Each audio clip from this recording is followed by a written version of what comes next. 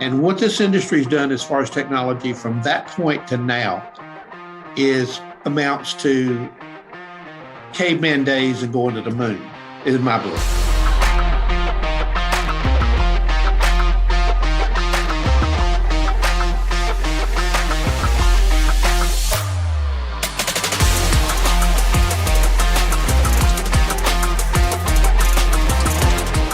Hello, ladies and gentlemen. My name is Michael Kelleher, and the mobile patio is open.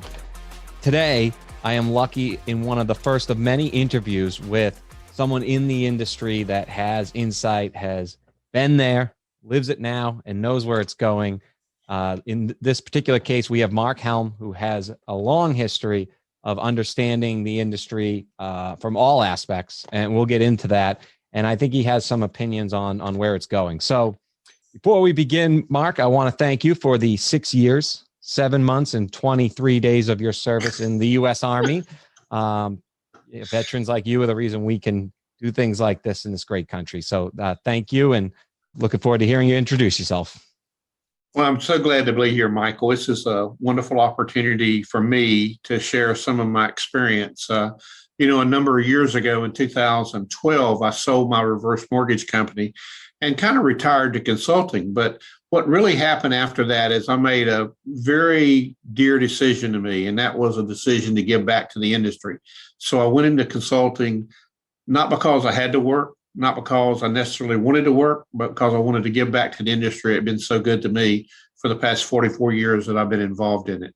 So with that, I've expanded everything in the mortgage industry you can do, from being a loan officer to a branch manager to a regional manager, going to mortgage ops, going to servicing and taking care of loans from the time they got on the books to the time they went away as an REO or a payoff. And then strategically got involved in helping people develop and grow their mortgage companies so that they can learn a little bit from some of the experiences I've had in life and hopefully make their road a little less troubled than mine was as I was growing up in the business. From just being known as the reverse mortgage person, because your history is, it sounds like you were the pioneer / titan that made it come about. But when you look at your history and you were in service operations, acquisitions, even domestic, non-domestic outsourcing, which is becoming popular. I'm guessing you consult in that area, but do you have to fight everybody just assuming that a lot of the topics are going to be around reverse mortgage, and you say, I have a longer history than that, and I can advise you in many ways? Well, it's really kind of funny. When I sold my mortgage company and I started my reverse mortgage consulting company, it was Reverse America. I get a lot of criticism from that name because it sounds anti-American, but it's about making reverses part of the everyday stream in America. But what really happened was that I thought I would stay 100% busy in the reverse space, and that was a natural avenue for me to go into.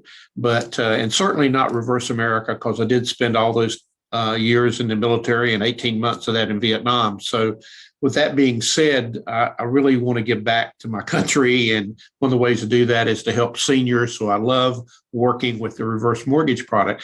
But one of my longest periods of time was at Bank United in Houston, which was a Lou Ranieri company, and then their ultimate purchase by Washington Mutual. I was thrown in the mainstream. I'd always been involved in mortgage ops and servicing to some degree and came out of production. And I got involved in that opportunity, and I was managing all the systems for the company. I was managing domestic, non-domestic outsourcing. I was managing all acquisitions, integrations back when Washington Mutual was buying everything in sight. So I've been through all that growth pattern before. So my most recent experience is in the reverse space, but now nearly all my work is in the forward space. I have companies that provide services. I have an interest in a document company and a systems company and some other companies that provide services to the reverse industry. And some of them are 100% my companies, but I also have been really just focused on optimizing mortgage operations and helping people get their Fannie, Freddie, and Ginnie approvals, and in some cases even getting their FHA and VA approvals. So I'm really core mortgage, period, but with a focus right now more so on the forward business and reverse, but I still have the reverse business to draw upon if somebody wants to get into it. And I will introduce that reverse mortgage where applicable to the forward mortgage customers I'm dealing with to help grow their book of business, so to speak, and serve more customers. And that's a long list. One question I have is the Luminary company. For somebody younger like myself, what does that mean? I hear it all the time. Is that a way of managing, or is that a parent No. company? Well, Lou Ranieri is still in business. He's based out of New York, and he is known in the mortgage industry as the father of the mortgage-backed securities. He was the first one back at Solomon Brothers to create private mortgage-backed securities. And he's most of us older people know his name real well. Working for his company, I learned a lot. He's one of the smartest men I've ever met. He certainly has made his mark in the mortgage industry, and there's still a lot of people. He does a business with a lot of folks, and he still has a play in the industry. And I owe him my 10 years at Bank United, my 5 years at Washington Mutual. I owe to him because he let me be employed there and grow and develop with that company. And I owe a lot to Lou and think one heck of a lot about him. And he's probably what I consider one of my mentors, just watching what he said and did in the industry and learning from that. What is your advice to somebody starting in the industry around mentorship, or maybe somebody that's been in the industry for 20 years and maybe needs a refresher on the value of mentoree? Do you find the way it happens has changed with technology, LinkedIn, to find that mentor, or do you think it still is organic from where you work or the circles you work in? Well, I think what's happened in the last 10 years, maybe the last 15 years, we've had enough growth cycles where all of a sudden we have very small companies not making a whole lot of money. And just like we've had for the last year, a bunch of companies just made buku of dollars and didn't have to do anything special to do that except be there and be able to hire people and find and hire underwriters, which has been a challenge, but they've done that. So I'm not sure the mentorship has been as good in the past 10 or 15 years as it was prior to that. Although I will tell you that I talked to a bunch of people, and one of the first questions I have about them, two of them, I asked them, I said, explain to me your operational culture. Where did that come from? Who were your mentors, and get that? And when I find out that people who have done a multi-cycle, they basically picked up on those things from multiple companies that they work with and kind of built that together to give them the best process involved. One of the things that I do through a couple partnerships I have with people that extend their business out at other companies, I do a kind of a coaching environment. And I get the opportunity to bring to management my experience and also the other people they can talk to that have unique experiences to help them build upon. So I think one of the things that a guy I work with, David Licken, and also some others, when you bring it to the table, when you can talk to someone and say, I can give you the ABC, but I also have the ability to get the C, D, and E answers and bring you other people outside to add to this, because what happens is people end up having maybe 20 or 30 kind of mentors in a way, rather than just a couple, because we can bring so many resources to them. And I think that makes a big difference in our industry today. Yeah, absolutely. Big fan of David Licken. I've actually been on his show twice, all the way back in 2013. And back in 2013, the average person stared at their phone for 18 minutes. I know this because that's when we started the company. It's now 4 hours and 35 minutes a day. And even David has his own, podcast app, and I think he's on board as well. Yeah, I was on that just a few weeks ago. Yes, sir. Yeah, and what a great show he has. So the mobile patio is about talking about something and feeling like nobody listens. So, not saying nobody was listening to David in 2013, but he has 100,000 listeners now listening to his podcast. And he had a podcast before. I always thought it was cool, right? But I don't think he realized how impactful, how cool, and how many people do what he does today, but he did it back then. So I didn't mean to bring that up, but since you brought it up, he is the perfect example of what the mobile patio stands for. Yeah, and he's brought the brightest and the best to his program and really has helped people gain information they just wouldn't just bump into in their ordinary mortgage banking life. Absolutely. You have Alan Polak on the technical side. Alice Alvey has been there for forever, and she's just, it's funny how you let him into your living room. It must be like what radio used to be like. That's the thing our generation can't imagine, but at having a show where at 8 o'clock, you gather around and turn on the radio. In fact, most holidays, I'll try and get a story out of my aunts and my father about that. So do you have any favorite radio shows? Not anymore. I wish I spent more time listening to the radio, but No, I did in the past. Yeah, way back in the day. Was there any radio shows that stand out to you, like an actual, like living No, room not type? really. Not really. My parents used to listen to very unique. My dad was a big fan of Jimmy Rogers, so anytime we could get any country station on that would have music of his, we'd love that. But I certainly, Paul Harvey was one of my best, my most favorite, I think, and listening to him. I loved it. I felt like I learned something every time I listened to him. So that's the one that comes to mind the most. And he's the one who goes, and that's the rest of the story, right? Yeah, that's it. I'm Paul That's it. Harvey. Yeah, I know that one. I loved his, and now for page 2. We're dating ourselves now, Michael. Well, I'm trying to make it where I'm bridging the gap between all this great new technology and the realm I'm in. I'm on the board of the Massachusetts Mortgage Bank Association, lucky enough to be the technology chair, but I know very well the landscape of technology. And I think many of us haven't navigated a true double cycle.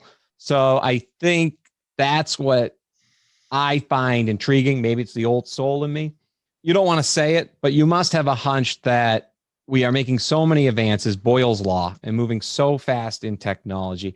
But there must have to be retractions or a pullback in, not because it doesn't make sense. It just because the economics of it, it's going to go through a cycle, and it's what the mortgage industry is. It may be when you were doing acquisitions and integrations at Washington Mutual, did you find like you had a great technology, but the business market maybe had you pull it back or something like that, or maybe some other place along the way?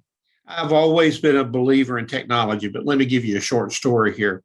When Angelo Mazzillo was the president of the Mortgage Bankers Association, he reached out to me. I'd already chaired the MBA Loan Administration Committee, and he reached for the National MBA, and he reached out to me and said, Mark, I need you to chair something for me. And I said, Angelo, what's that? And he said, I need you to chair the Technology Committee of MBA. Now, the Technology Committee had been in effect for a few years prior to that, and a good friend of mine, Jack Pierce, headed that up for a few years. But it was known as the Automation Subcommittee. It wasn't technology. So we had our first conference with me as the first chair of the Technology Committee, and we struggled to get 70 people to that conference. And Angelo came in and did the keynote address for it, and I did a presentation. We had 70 people. We had our breaks, and everybody thought how great it was, what we were talking about. And what this industry's done as far as technology from that point to now amounts to caveman days and going to the moon, in my book. I mean, we've changed that much. Now, I will tell you my opinion about technology. We had the major service bureaus on servicing technology back in those acquisition days, and they made our life kind of easy back then. And that was pretty easy to do. But the process of looking at loans after we converted them from one system to another and scrubbing them was still manual. It was Excel spreadsheets and all kind of things like that back when we were doing that. So I think the thing that I believe about technology is it is good. I don't necessarily think you can overuse it as long as you use it correctly. And I think the biggest thing that's happened in technology in our industry today is where technology is used to check what a human is doing or replace the mundane tasks that a human is doing in the loan process. So any AI that we can use, any automated audits, et cetera, that we can use, all those things are going to better the product, make less errors, make the mortgage company more profitable because it's less costly.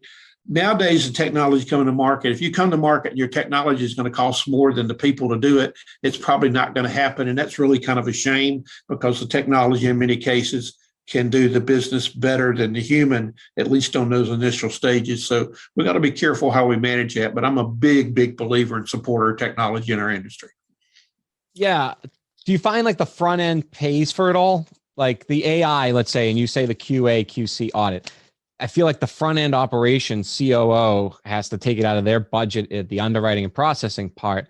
But sometimes I feel the savings is more in the sunk costs of maybe a repurchase or maybe I agree with you 100% on that because especially the AI and processing and underwriting.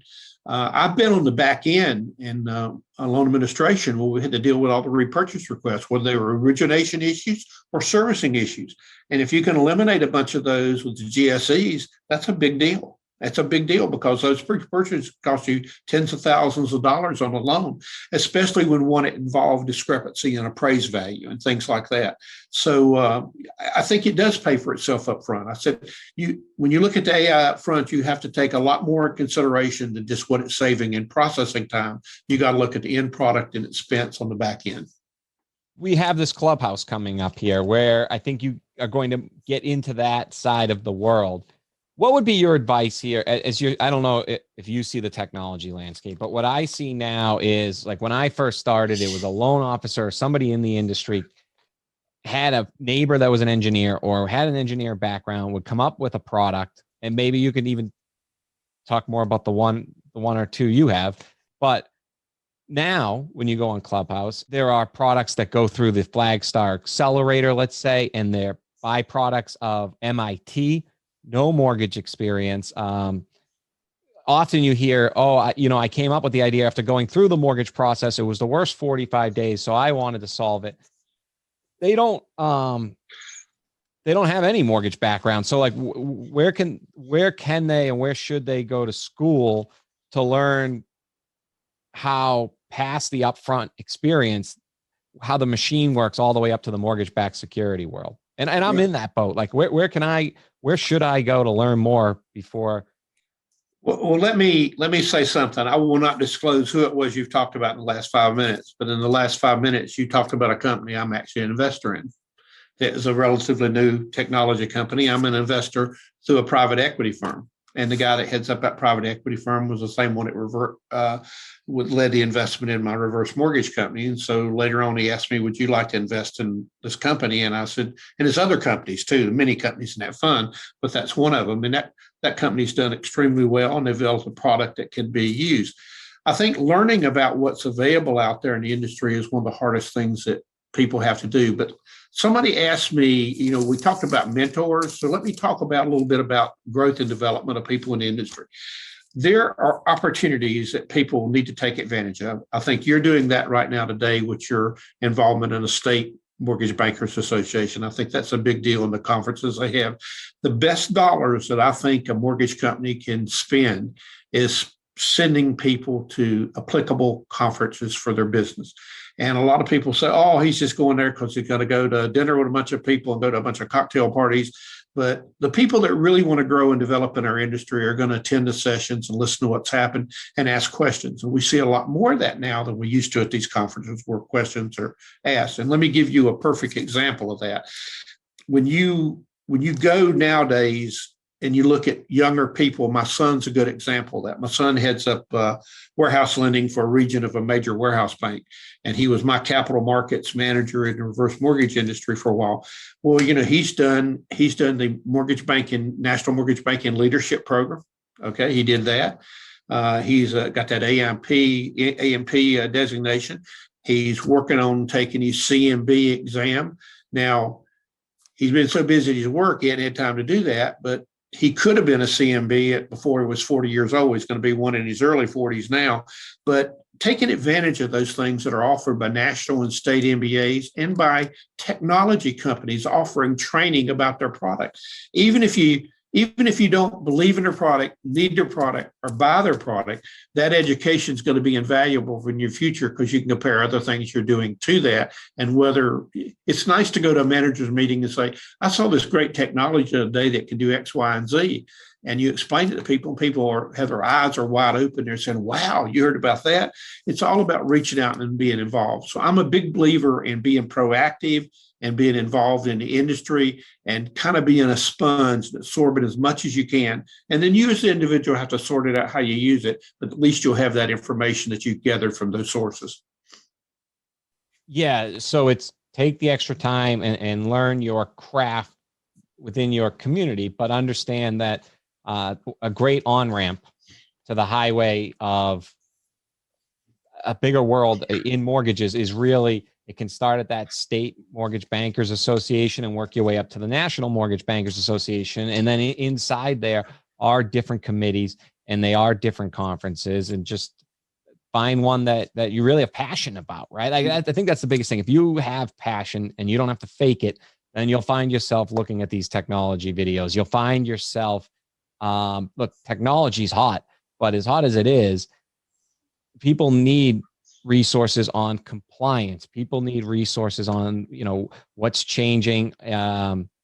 Like the Clubhouse event we're having with, maybe you can give a little sneak preview, but out of nowhere, Fannie Mae makes an announcement, right? I know that being part of the Massachusetts Mortgage Bankers Association, we had word that day, and our leaders who have the time put it in a concise, well thought out way that I can go and read it and then relay it and bring that knowledge base. Whereas if you didn't get that email, you might not know where to start, or you might be 2 weeks behind. So it doesn't have to be in technology. That's still going to be that would be as valuable for a company to know how to handle that as a great technology, right?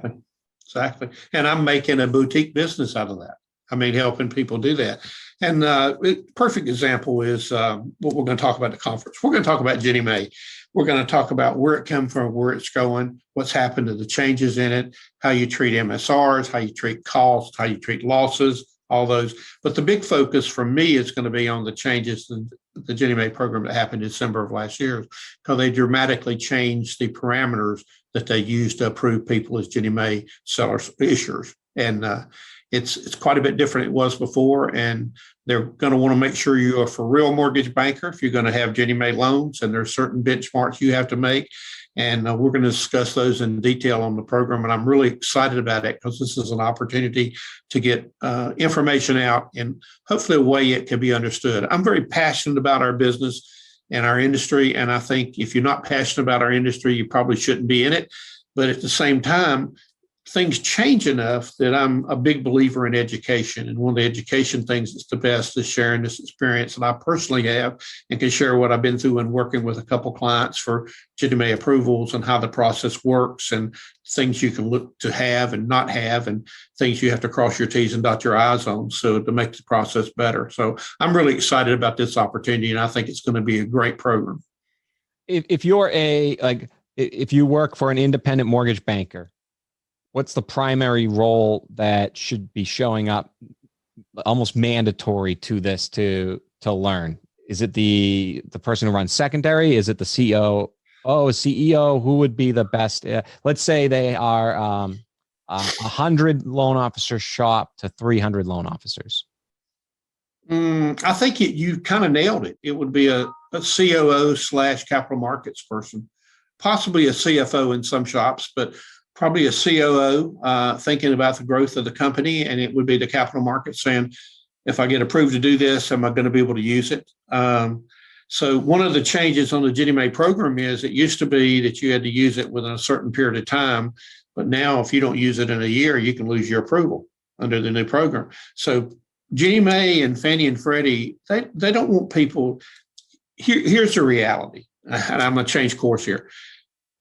There's always been a pecking order on approvals, and you could either get a Freddie or Fannie, either one first.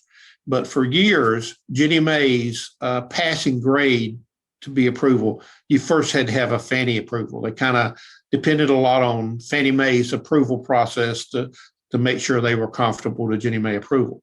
Well, now it's a little bit different. Everybody is looking for market share, and so the people are driving. So the rules are changing. If you get approval, they're expecting you to use it, not sit on it for a year, you lose it.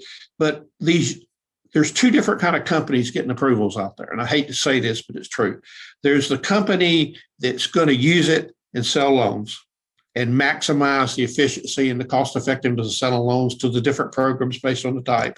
And then there's companies that are going to, we're going to sell some, but the most important thing is for us to have our Freddie, Fannie, Ginnie approvals, because guess what? That makes us a more valuable company when we come to sell it or merge it, et cetera, in the market. And that is unfortunately true. And Ginnie Mae right now is the gold standard for everybody to have. It's probably the most difficult approval to get now with the new standard, and it'll be the gold standard everybody's trying to get to say, my company has made it, I'm Ginnie Mae approved. But Ginnie Mae doesn't want that, I don't think. That's my opinion. Ginnie Mae wants somebody that's getting approved, that wants to originate FHA and VA loans and put them in a good conduct and be a good Ginnie Mae seller, servicer, and issuer. And that's what they want. So they're not out there to give somebody to put a name of a investor approval to put on their resume. They're all about doing business with them, just like Fannie and Freddie are. And that's different now than majorly different now than it has been at some points in the last 20 years. Are there any indicators from maybe two companies having their Ginnie approval and merging? So obviously, the theory is there's going to be a lot of mergers and acquisitions coming up, as MBA predicted end of the third quarter, though the jobs report today, through curveball, but by the end of the third quarter, 78% of refinances will be gone. There's still 40% of the people should refinance, but as somebody that's been selling mobile apps, my analogy on this one is I'd say there's still probably 60% or more of the market that doesn't have an app now, but with everybody that is obsessed with their phone and up to 4 hours and 35 minutes, right, needs a chiropractor because they look down at it all day long. If they haven't done it by now and watching their kids, or they say they don't need an app yet, but they're on their own phone all day long. If they haven't done it by now, I don't know the magic to get them to do it, because they're going to say, well, last year was a record year and I didn't have an app. Same thing with whatever these people are doing in life. Last year was a good year. I don't need to save the $50 a month. So I think that 40% is like my prospects. Like, it's great that it's out there, but if they haven't done it by now, I guess is my saying. So with that said, two companies have a Ginnie approval. Is there any smoke in there where you can tell, as some of them start to merge, that the merger and acquisition market is coming, and the people that have set up their operations correctly will start to work with? I don't say like, I almost feel like it's work with. They'll work with the ones that don't and come together and make a better company. Well, I'm gonna give you 3 pieces of information on this. First is, I think it's a bad assumption if you got two companies that have a Ginnie Mae approval that are one company that has an approval and you're acquiring that company or merging that company, that you'll be able to retain that approval. Because once you create a new corporate structure, I think Ginnie Mae is going to look at it again. Okay. Is that well known, or is that a great tip coming from Mark? That's a tip coming from me. I think that's the way they're going to do business, because they're trying to do things. I gotta tell you, I give a lot of credit to what Ginnie Mae's done on their changes in December, because they're wanting people that want to originate Ginnie Mae business, that have the wherewithal to do it, that financially can build their net worth as they grow their book of Ginnie Mae business, which is a requirement that they have that equity. They're looking for all the right things in all the right places. That sounds like a country western song, doesn't it? Yeah, anyway. That sounds like a Rogers song, right? Yeah, that's right. Anyway, so they're doing that the right way. So I think that I think it's very important that people pay attention to that. And I know of one company that was trying to acquire another company that had a Ginnie Mae approval, and the assumption was just made they were going to get it, and maybe they will. And maybe they'll be able to keep it. But, you just you need to check those things out before you assume that and do a merger or acquisition. That's a call to Ginnie Mae and say, what is your practice going to be when we acquire this company? What are we going to have to do to make you feel comfortable with us, and things like that? And going back to something you said earlier, I got to comment on this. Yeah. I get that note on my phone every day about how many hours I spend on the phone. And I spend about 4.5 hours on the phone. Surprising, right? Yeah, it's right in the line with what everybody seems to be doing and all. But the most interesting things that's crippling in our environment today is I've got 2 email accounts, and those 2 email accounts, I get 300 emails each a day. And fortunately, some of them I can just delete. I mean, it's the same old. It's people we all do business with, and some I'll look at, and I get some of them the same one, et cetera. But a lot of times the things I'm looking at are things I need to read and think about. So I found myself, I got 2 times that I do emails during the day now. I do them when I first get up in the morning, and I clear all my emails, and I'm up at 10:30, 11 o'clock at night clearing them, because I cannot focus on them during the day and do what I need to do. And I don't know of any way. I don't have spam email, so I don't know of any way to get rid of the emails I got unless I have somebody start clearing my emails for me and picking out the thing. And then I'm delegating somebody else to pick out what's important for me. I'm not sure I want to do that. And I'm sure all of us are suffering from that to some degree right now. That's scary. Yeah, it is. And then I think even the text message box for loan officers is starting to become the same way. There's no filter between personal and business. Mobile Patio giving out ideas. I've already done 8 years of trying to push vision, so I don't mind giving them out these days. I don't know when I'm ready to climb another mountain. Quick question on that. I think I have pack rat syndrome. So, or at least, I'm the guy that doesn't want to throw away my Nintendo games yet, and I haven't used them in 12 years. I'm guessing that's why I have this email mentality that really stunts my productivity. How do you said you clear out your inbox in the morning and at night? I sometimes just can't press that delete because I think I'll need to go back to it. Do you have advice for? Well, let me clarify that. Clearing to me is deciding whether I want to read it right then or I want to save it. I don't delete all my emails. I probably retain about 20% of my emails because there's something in them I want to refer back to later. I want to be able to research it. Yep. And about once a week, I try to do as much as I can about allocating those to file folders so they're not clogging up my emails and all. But just because I say I'm clearing it, don't mean I'm deleting things. I retain some of the information. Yeah, that's some great.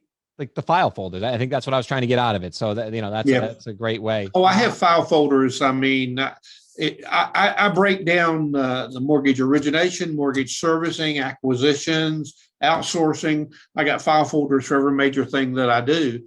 And I'll just move those emails over to that folder. And then honestly, about once a month, sometimes twice a month, I'll go through my folders and I'll have some time and I'll pop my feet up in the recliner and I do the most of this on my phone, and I'm going through and I'm checking the file folders and making sure I save something that was important and all that. So, you do those kind of things to kind of manage your time. I tell people, it's hard to believe to tell them this, but they said, "When can I call you?" And I said, "Well, I'm usually at it at 7:30 in the morning at the latest, and I'm doing it till 10 o'clock at night. And you can basically call me or text me anytime, and I'm going to be pretty fast about getting back to you." And that's me. That's not everybody, but that's me. But I'm also a grandfather, not a father. So I don't have little children at home and all that. So it makes it work for me. And I believe in open communications and all, but it is time consuming. So I sometimes feel like my device is managing me rather than me managing my device. Yeah, it's built that way. They just released a fact that checking a phone is just like yawning. The terminology behind it is called the chameleon effect. It actually affects a lot of different things, but the science is chameleon effect. Yeah. But it has now gone into the chameleon effect that if somebody around you checks their phone, there is greater than a 60% chance you will check yours without realizing it. Well, I want you to think about this. Walk through an airport. Everybody's on a cell phone. Airplane, bus, cab, and then children. My children are having the worst time with their children. They've had to establish rules in the house. You cannot bring your cell phone to the table to eat dinner. Yeah, the young thing really, I have a daughter, right? And so I didn't have a flip phone till college, even though I look, I guess, young and promote cell phones. I didn't have a flip phone till college. So seeing these young, I mean, they're on their bike with no helmet. I sound like an old man now. They're on their bike with no helmet, reading the phone. And I think the biggest concern is, and I do it too, I'll go to a Mortgage Bankers Association event. Those vendors spend $50,000 sometimes collectively on the greatest things in the world. And they'll have a concert. And rather than just enjoying it, I'm taping it, right? And it's like, so I don't throw stones in glass houses. So I'm just going to take it home on a couple quick questions for you. And then what we'll call it. And I appreciate all this listeners out there. We went over because I was just enjoying the conversation so much. So I was too. It's been great. So I pulled up an old Housing Wire article of you from 2012. And since, again, we're a lot about where you were then, where you are now, where you're going, just wanted to ask you a couple things. So like back then, you said the greatest setback of our industry was Fannie Mae exiting the industry. Has anything set it back more since then, or is that still? And That what do was you mean by that? That was the reverse industry. Okay. Okay. And Fannie Mae decided they were the single place, except for private securities, you could put reverses in. And then Ginnie Mae came along with their reverse mortgage product, and Fannie Mae decided to exit it. And that was bad for us for a number of years because everything we had done had been Fannie Mae. Now, has the industry recovered from that? Some degree it has, but the reverse mortgage industry has never been the voluminous industry like the forward industry. I mean, when you have a year and you do 100,000 mortgage loans in the whole reverse mortgage industry, that's a good year. When I started, they were doing 100 to 125, and everybody thought that's going to grow like crazy. It never did. A lot of that's been the fact that reverse mortgages have some inherent losses on it. So FHA has been redefining the reverse mortgage program and over the years, and the program has made the product a little bit more restrictive to be able to qualify borrowers for or find borrowers who can use the product that exists. And so on that same, I'm guessing this is also from that same world. If you could change one thing about the reverse mortgage industry, it would be the functionality of tax and insurance defaults. Has anybody stepped up and read your article and done it? Well, HUD did in one way. HUD, in the underwriting process on a loan, one of the companies I have does the 24-month lookbacks on tax payments, which is required for the application process. They do about half of the ones in the industry, and I have a partner on that, and we've been very busy company, especially the last couple of months. It's been very busy in the reverse mortgage industry. And basically, it's determining have people been paying their taxes on time, because a reverse mortgage does not have an escrow account. So a lot of people said a reverse mortgage needed an escrow account. That never happened. But due to the underwriting process, and if you have a glitch in your history about paying your taxes on time, they can establish what we call a set aside in the reverse mortgage industry, where they take a set of the principal that you can eventually draw out and put it in account for a given number of years to be there as a buffer to pay taxes or insurance if you don't pay them, because the tax and insurance defaults were a big deal. The problem with reverses is this: your borrowers are 62 plus. Many of them's only income is Social Security. When the last borrower dies, that's a default, and the state can sell the property or whatever, or it can be transferred to HUD. Here's the problem. When you have a reverse mortgage that you've originated and they're delinquent on taxes, a lot of time, or insurance, a lot of times it's because one of the borrowers has died and they've lost half their Social Security income. That's not a real solvable situation. So the set-asides early on to protect the early default on tax on that, because the money's there to pay the taxes and insurance. Do you think that the housing market, where it's just the way people are bidding now, right? And so you have like all of a sudden it'll go like up 80,000. I had a client the other day, CEO, sold his house 9 months ago. And now 9 months later, his neighbor sold it for 80,000 more. Now, we didn't get into details, but it sounded to me like they were similar houses, and that's just happened to catch a wave of the bidding war. Does that make everybody doesn't know the exact answer right now, but how would you use reverse mortgage as a tool to maybe wait a little longer to understand the market? Can it be used as a tool in a market that's out of control from a rising price? I think the reverse mortgage's biggest value is for someone who is retiring, has a fixed income, mainly just Social Security and a very minor retirement account, because it gives them extra dollars that can be available for an emergency or help them live. They can do a draw out of it on a monthly basis to live on it. And I think that's the main play. It's there. We're in a crazy market day, and I want to make a comment about that. I have firsthand knowledge of a property in Colorado that was bought 3 years ago for around $900,000. That property went on the market this weekend for $1.4 million. I have a friend that's calling me. He's been on Facebook about a property in Florida. He says, I can't understand. There's property down here going for 40% more than they did, 2 years ago. We are certainly, for multiple reasons. COVID's a reason. being able to buy construction materials has been terrible in this country. The builders aren't building as fast as demand is. And of course, there haven't been, because of the moratoriums, any foreclosures or anything, which creates a large part of the market coming out there. So when you add all those things together, the supply and demand curve is just upside down. And none of us really know when that's going to change. That could last another 6 months to a year real easy out there. So I think we're going to see some property values that are going to be unrealistic. And I think that's a challenge for our industry, because we're loaning on a value today because of supply and demand. It might not be a right value 5 years from now. Yeah, scary.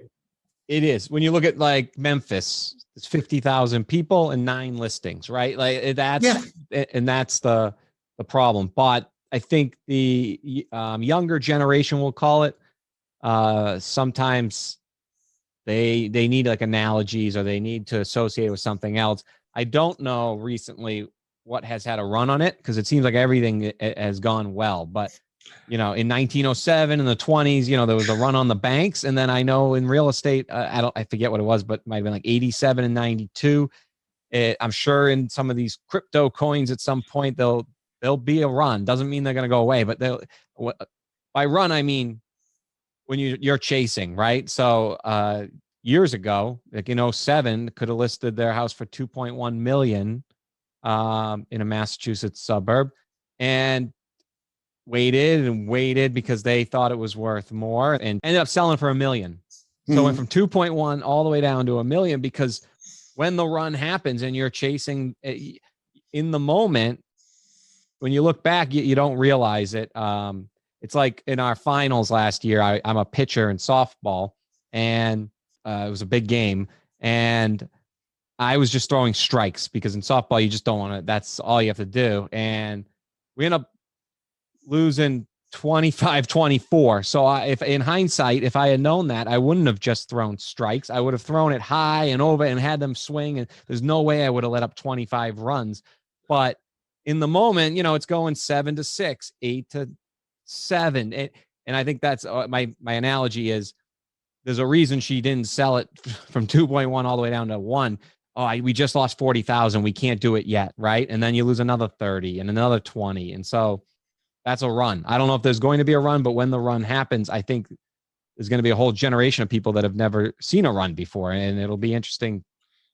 Well, I started in the mortgage business in 1977. That's where I get my 44 years and been in it the whole time. And I've seen probably 6 to 7 major cycles in that period of time. And I also bought a home in South Carolina when I went there to work, where I assumed a loan. I was glad to assume a loan with a 15.5% interest rate. Remember those days? Those could be back. Who knows? We don't think of that right now, but there's a lot of turmoil on that. But I am worried about the state of even a Freddie and Fannie that takes properties right now, and they own those properties and they put them in their book, and the value's inflated right now because of supply and demand, and it could settle down. And when they start foreclosing on properties in 5 or 6 or 7 years, if some come to that, it could be a rude awakening for them. So I don't know the answer for that, but I know it's a possibility, because I've just never seen values appreciate in Texas, Southern California, Florida, Colorado, Nevada and Arizona are just crazy too. And so it's a difficult time for us to work through, and it's going to be interesting to see how it turns out. I'm glad you got into the different geographical areas. 2 final questions. One is, a lot of loan officers are on Clubhouse. If you want to talk about the event we have coming up that Ralph Armenta put together and is quite passionate about, we have an all-star cast up there of knowledge that I guess it's going to be the first place you can really get access to all of it. First time in a long time since COVID came along. But what fascinates me about Clubhouse is, at these conventions, like you said, the lenders don't always send their loan officers, and maybe they hear what's going on here. Maybe they should send a couple more.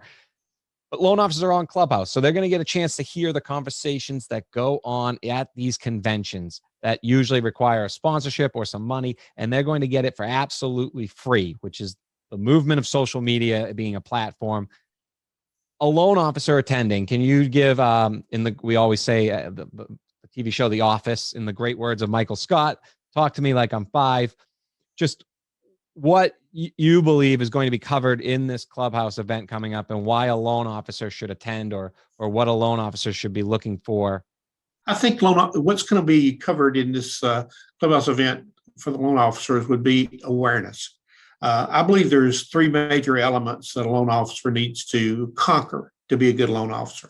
I think that they need to be knowledgeable.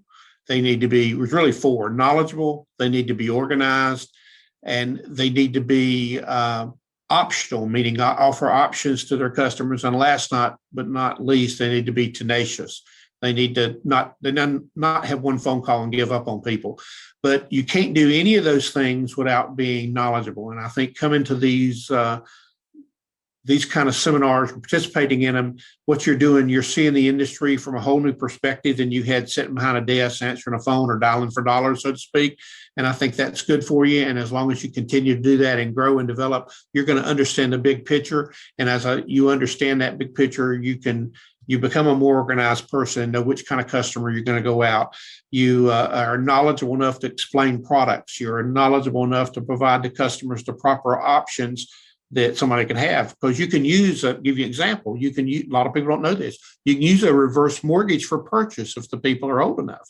It can be a purchase product too. It's not just a refinance product. And the tenacity is important to me, because that's one of my key words is tenacity, because too many people give up too easy in our industry.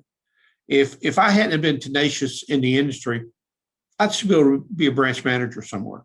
I would never have moved on through my career and done everything that I've done. So, and not that being a branch manager is a bad thing, but I thought there was more that I wanted to give and more I wanted to learn.